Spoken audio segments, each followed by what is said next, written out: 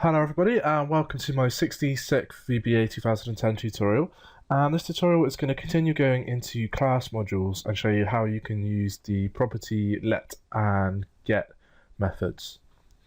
So quite often when you're working with classes, you don't actually want people just to be able to change these variables kind of at a whim from their code, so you can protect them by putting private up here instead of the public. And then when we come in here and we try and run this now, it's going to say it's not found.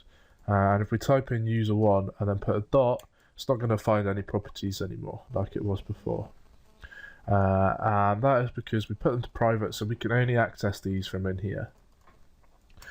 So what we actually want to put in now is some methods that we can call that will give us the variables at the top, and we call these property let and property get. So we put public and then property and then get, and then we want username, and let's rename these variables up here. So let's call this a username and a user balance. So get username and then put as string. So it's going to return a string. And then we just want to put username equals a username.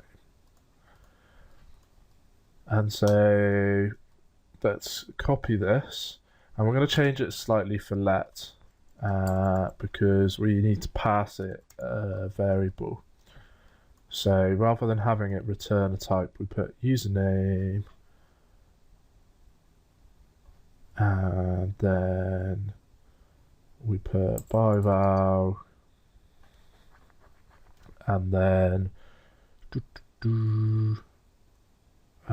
name as string, and then a username equals name.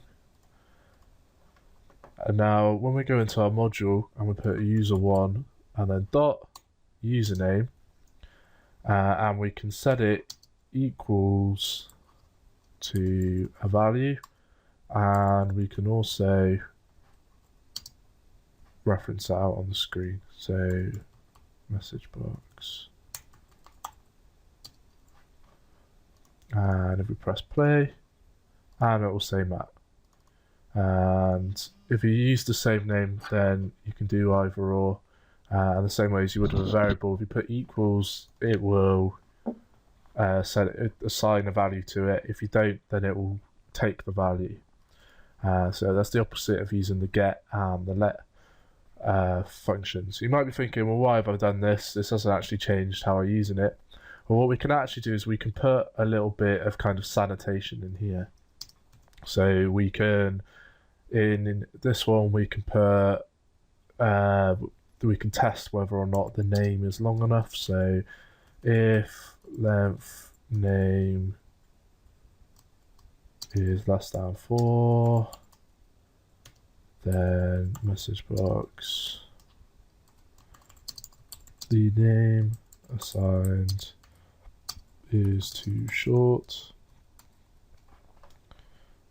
and then else, don't know why it's messing up my indentations,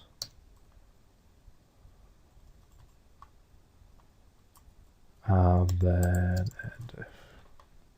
And so now if we try and put, say, just as a name, press play, and it's going to say the name assigned is too short, and then it's not actually going to store the name. So that's the usefulness of the property get and let methods.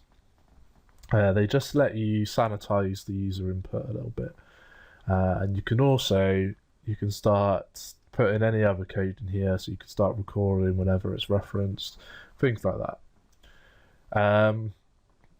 So that's going to be it for this tutorial. In the next tutorial, I'm going to show you how you can set up sub procedures. So thanks for listening, and I hope to catch you soon.